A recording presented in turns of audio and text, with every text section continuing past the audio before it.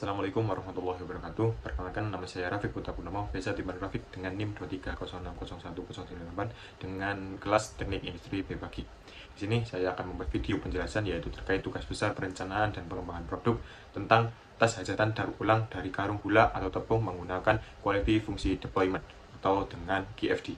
Berikut penjelasannya. Di sini saya merupakan anggota dari kelompok 1 yang akan mengerjakan mengenai yang pertama yaitu spesifikasi produk tas hajatan, dan yang kedua yaitu seleksi konsep atau screening dan scoring. Yang pertama yaitu spesifikasi produk tas hajatan. Spesifikasi produk adalah menjelaskan apa saja tentang hal-hal yang perlu dilakukan oleh suatu produk agar memperoleh sukses di pasar. Berikut merupakan langkah-langkah dari spesifikasi produk terkait mengenai tas hajatan. Berikut penjelasannya. Langkah yang pertama yaitu menyiapkan daftar matriks. Terkait gambar daftar identifikasi kebutuhan.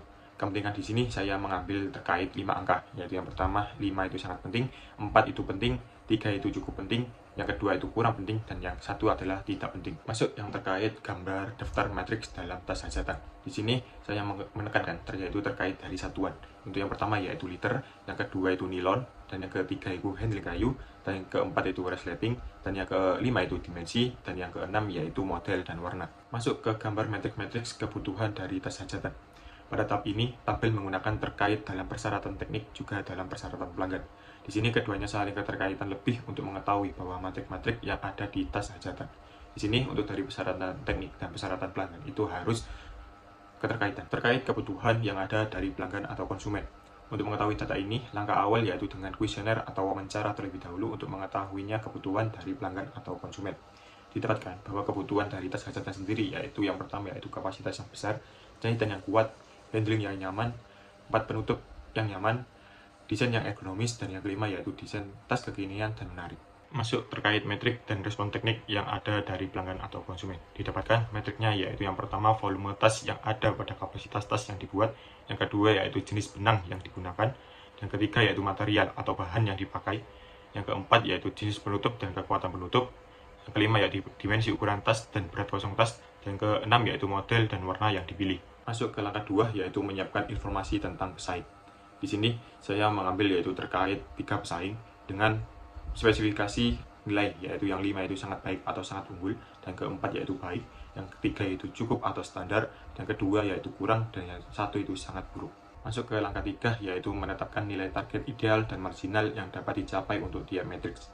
Langkah menentukannya harus mengetahui yaitu minimal X, maksimal X, di antara X dan Y, tepat X, di antara X dan Y terkait nilai ideal dan nilai marginal.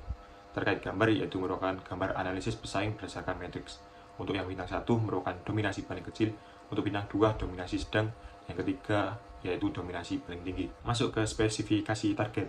Dalam tahap ini lebih berfokus untuk nilai marginal dan untuk menentukan dari nilai idealnya dalam menentukan dalam laporan tas hajatan. Langkah yang keempat yaitu merefleksikan hasil dan proses. Dari langkah-langkah yang di atas kan sudah mendapatkan terkait dari hasilnya, dan pada tahap ini merupakan untuk berproses menjadi sebuah produk yang lebih baik. Yang kelima yaitu dimensi ukuran tas hajatan. Segmentasi tas ini digunakan oleh ibu-ibu berusia 30-35 tahun. Berikut merupakan dari ukuran tasnya. Masuk ke materi 2 yaitu seleksi konsep atau screening and scoring.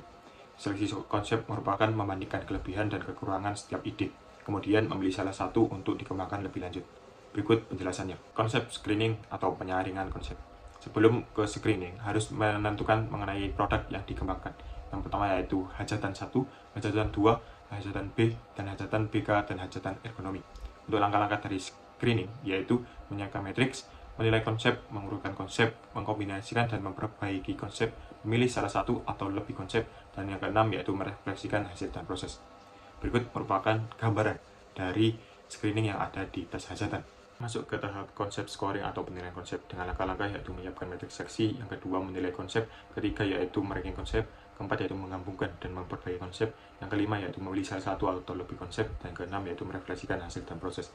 Dapat dilihat di tabel dengan produk E dengan net score yang paling tinggi dan ranking 1 merupakan produk yang baik untuk dikembangkan lebih lanjut. Thank you so much for your attention. Thank you for watching. Sekian dari saya. Apabila ada salah kata maupun perbuatan saya, mohon maaf. Saya Rafiq Putra Purnomo pamit undur diri. Wassalamualaikum warahmatullahi wabarakatuh.